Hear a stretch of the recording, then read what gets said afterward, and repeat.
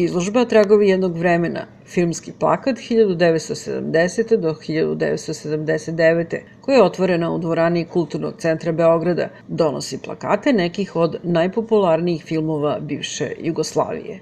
Direktor Filmskog centra Srbije Goran Matić istakao je da izložba predstavlja mnogo više od same izložbe filmskih plakata. Neki od njih su umetnički vredni, a neki bi u današnje vreme mogli da se smatraju hrabrim rešenjima. Ovi plakati su obeležili jedno vreme, jednu kinematografiju i one predstavljaju deo naše kulturne baštine. Filmski centar Srbije, zaista zaposleni u Filmskom centru Srbije su dali sve od sebe da se ova izložba desi. Znamo koliki je uspeh imala prethodna izložba, ona koja je pokrivala period od 1947. do 1970.